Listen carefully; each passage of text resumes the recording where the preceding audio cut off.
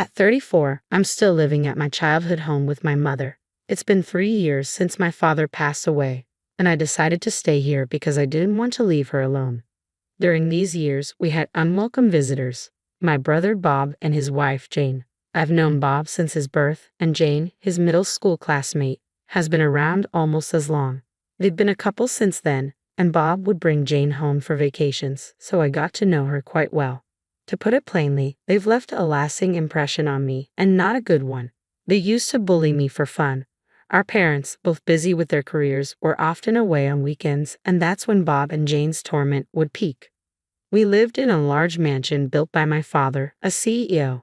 During those unsupervised times, Bob and Jane would trick me into playing hide and seek, only to trap me in a closet. They would cram it with stuff, making it impossible for me to get out. I'd be stuck there until just before our parents came home, and then I'd be punished for the mess in the closet. One day, my mother came home early and caught Bob and Jane in the act. She was furious, and after that, I was never locked in the closet again. However, the harassment didn't stop. I resented my parents for their absence and felt a deep-seated anger towards Bob and Jane. But as I grew older, my resentment also extended to my parents for not stepping in sooner. By middle school, their cruelty escalated. Bob and Jane shredded my school uniform, defaced nearly all my textbooks, and destroyed my cushions and bedding. Their relentless torment was a painful reminder of how little support I had received growing up. Later, I discovered that Bob and Jane, who were high school students at the time, had performed poorly on their final exams and had been scolded by their parents. It seemed that their anger and frustration had fueled their cruel revenge on me. I was left stunned in my devastated room, overwhelmed with questions. Why was I enduring this? Why was no one coming to my aid? I stood there, lost in these thoughts, until my mother came to call me for dinner. When she saw the state of my room, she screamed in horror. My father rushed in as well. Bob, the last to arrive, struggled to contain his laughter, occasionally letting out a chuckle. Confronted by my shocked parents, I cried out, "Mom, Dad, I want to leave this house." Tears streamed down my face as I continued, "No one is helping me. Bob and Jane are always so mean. My toys, my study materials, my clothes, they're all ruined. I don't want to live like this anymore. I hate both of you. You're not helping me." It was the first time I had cried so openly in front of my family. Until that moment, I had silently endured and wept quietly in my struggles. But now, I sobbed loudly like a child. Seeing my distress, my mother hugged me tightly, apologizing for everything that had happened. Even Bob, witnessing the severity of the situation, appeared to understand the gravity and tried to leave. But my father stopped him by grabbing him by the collar. "Do you realize what you've done? This is criminal," my father said, his voice low but filled with intensity. Bob protested, "Oh, come on, it's just an exaggeration. We were only playing around." "Destruction of property is a crime," my father retorted. "You understand you need to make amends, right?" "But Catherine is family," Bob argued weakly. Bob's attempt to downplay his actions with, "I'm a minor. Minors can't be criminals, right?" was met with a deep sigh from my father. "Yes, a minor like you might not be able to pay for the damage," my father said, "but it's up to the parents to address the consequences. If you can't make amends, we will have to. We also bear responsibility for raising you this way. I think it's time for you to go live with your uncle."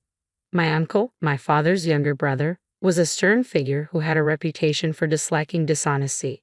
He was feared by the neighborhood kids, almost like a boogeyman. He was kind to well-behaved children, including me, but had no patience for troublemakers like Bob and Jane.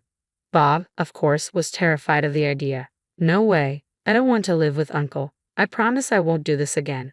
My father's voice was resolute. "You've made that promise before. When you and Jane locked Catherine in the closet, chased her around, and threw bugs at her knowing she's afraid of them, each time you promised to change.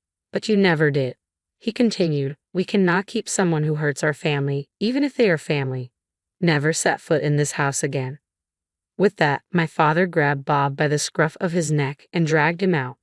Later, I learned that my parents had been deeply upset by Bob's behavior. Despite their scolding, Bob still didn't seem to grasp why he was being punished. Bob continued his annoying antics against me, and I began to think he was beyond help. It seemed there were people in the world who couldn't grasp even the basic rules of society, and Bob and Jane were prime examples. Initially, Bob had planned to attend university on our father's dime after finishing high school. But my father told him that someone like Bob would likely end up causing trouble even in university.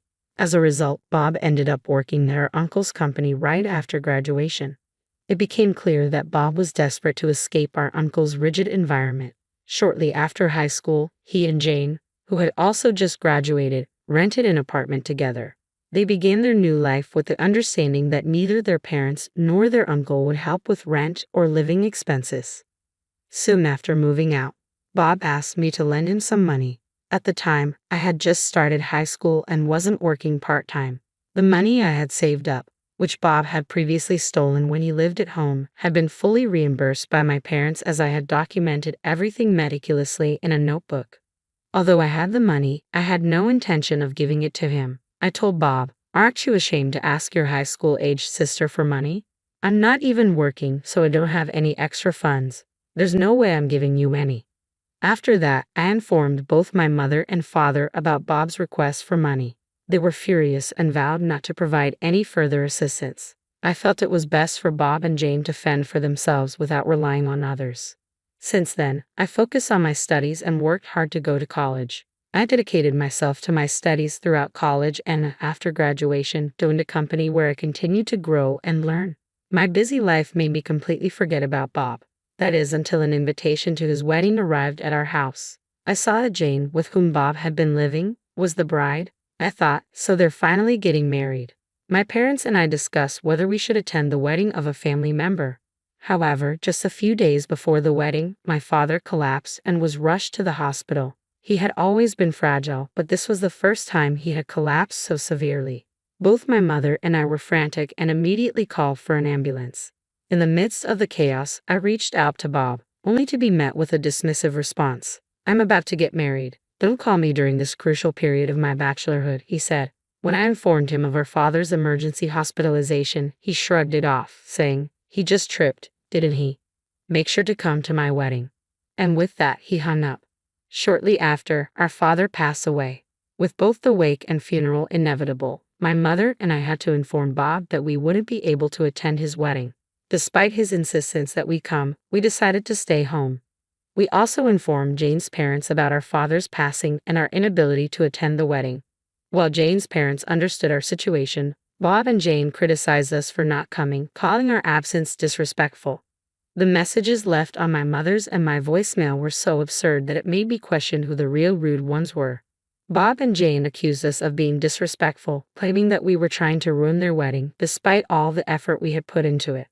While my mother and I were occupied with arranging the funeral, Bob and Jane proceeded with their wedding as if our father's death was an afterthought. After that, my mother and I chose not to discuss the situation further, but it was clear that our relationship with my brother had been irrevocably damaged. Then, unexpectedly, Bob showed up at our doorstep. When I answered the intercom and heard, "I've got a delivery," I was taken aback to see Bob and Jane standing there. The monitor had only shown their silhouettes, so I was unprepared for their arrival. As soon as I opened the door, they barged in with large pieces of luggage, pushing me aside. Hey, what's the rush?" I protested.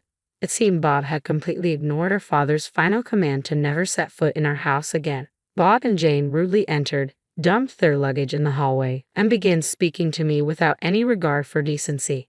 "You and Mom need to leave this house immediately," Bob declared.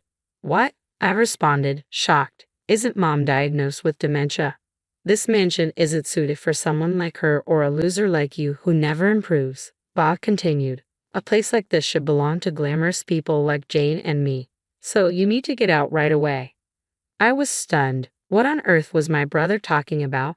After 3 years since our father's death, he hadn't offered an apology, visited the grave, or made any effort to mend things. And now, he was demanding the mansion. To make matters worse, he presumed her mother had dementia and was planning to evict her. I was left speechless. Just then, our mother emerged from a room at the back. "Catherine, what's going on?" she asked, her confusion evident. When she saw my brother and Jane, she said something that left me even more bewildered.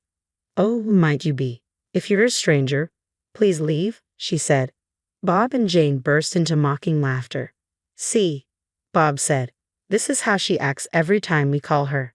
Her dementia must be getting worse." I'll leave it to you to take care of Mom, Bob said dismissively. You can have her. I'll take the mansion. After all, I'm the eldest son, so it's only right that I get the mansion.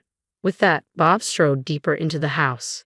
Jane, mimicking Bob's demeanor, turned to me and our mother, saying, "Take the old lady and get out. I never want to see you again." I rushed to my mother's side, asking, "Mom, are you okay?" Feeling as though we were being forcibly evicted, my mother and I left the mansion, abandoning all the old furniture behind. We gathered our personal belongings and fled the house. Fortunately, a friend of mine, who was abroad and unable to manage his house, offered it to us.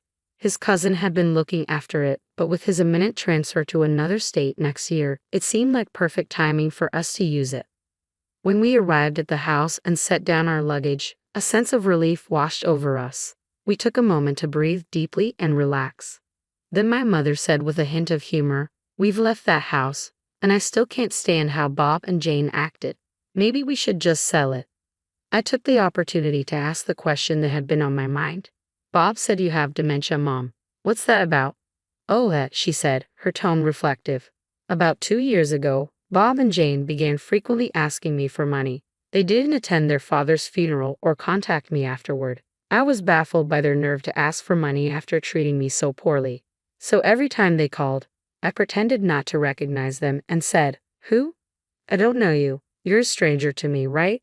It seemed Bob and Jane misunderstood my mother's indifference. They interpreted her treatment of them as forgetting who they were, assuming she genuinely had dementia because she no longer wanted anything to do with them. Regardless, I felt it was wrong to evict someone you believe has dementia. My mother quickly decided to move forward with selling the mansion. We had discussed selling the large mansion ever since our father passed away, and we were left living there alone. At that time, one of the executives from my father's company, where I am currently undergoing training as a successor, had expressed interest in buying the mansion if we decided to sell. So the buyer was essentially confirmed. We just needed to handle the formalities. When I spoke with a real estate acquaintance and explained the situation to the executive, they agreed that if we left Bob and Jane alone, the house could fall into serious disrepair. Something needed to be done quickly.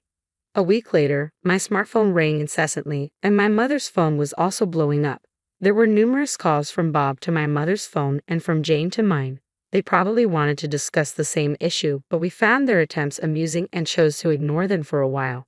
We enjoyed our tea and chatted, letting an hour pass without noticing. It seemed Bob and Jane had been trying to reach us the entire time. When I finally answered the call, Jane exclaimed, "Finally, why didn't you pick up sooner? There's a huge problem. The house has been taken over." "Wait a minute," I said. "Didn't you two take over the house? I think we're the ones who should be saying we've been taken over." "No," Jane said, sounding panicked. "Bob and I took over the mansion, but now strangers have come and are demanding we leave. They've barged in and are trying to kick us out. Our mansion has been taken over." I couldn't help but burst out laughing. I was tempted to tell her that they were the ones who had unlawfully occupied the house in the first place. Chuckling, I replied, "You're talking about being taken over, but you're not even the legal owners. My mother, the rightful owner, sold the house to someone else. So the strangers you're talking about are the new owners, and you need to move out." "What?" "She sold it. But this mansion belongs to Bob." Jane was in shock. "When did anyone say that?" "Well, no one explicitly said it," I answered, "but Bob is the eldest son. Isn't it assumed that this house, along with the property and the company, would eventually be his? And that Jane would live elegantly as the CEO's wife in this mansion?" Despite everything, Jane was frantic and struggled to grasp the situation. I burst out laughing again. The fact that Jane thought Bob would automatically inherit the mansion and become the CEO of the company just because he was the eldest son was astonishing. Such naive thinking. Given Jane's firm belief, Bob likely shared the same misguided expectations about inheriting both the mansion and the company, despite no one ever promising him either. I laughed again at her absurd assumptions. "Bob as a CEO? You as the CEO's wife? How could you even entertain such fantasies? You're both still low-level employees at the company where you first started without any plans or education to succeed in the business." Jane was clearly taken aback by my words. Stunned, she retorted, "In that case, I'll just inherit the company from Uncle." I laughed even harder. You should at least check the company's personnel announcements. My uncle's cousin's son became the president last month. What? Jane was in disbelief. So there's no chance for Bob to become CEO, and I can't be the CEO's wife. That's correct, I confirmed. Can I hang up now? I don't think I need to talk to strangers anymore. Wait, please, Catherine, give us some money, Jane pleaded. Well, goodbye then, I said, ending the call. Later, I heard from my uncle about what happened next. Bob and Jane refused to leave the mansion, clinging to the pillars and stubbornly refusing to go. My uncle had to come and pick them up himself. It seems their strict training at my uncle's company had scared them so much that they cried when he took them away. They were placed at a mountain retreat owned by one of my uncle's acquaintances because they proved too unpredictable to be left on their own. My uncle warned them that if they didn't improve at the retreat, they might never leave the mountain. Despite this warning, they attempted to escape multiple times but were caught each time. As for me, the person handling the house management is my fiancé, who is currently working abroad. I'm living in his parents' house while he completes his long-term assignment. He plans to end his assignment this year and will soon be planning our wedding. My mother and uncle, who have helped us so much, will be invited to the wedding, but of course, Bob and Jane will not.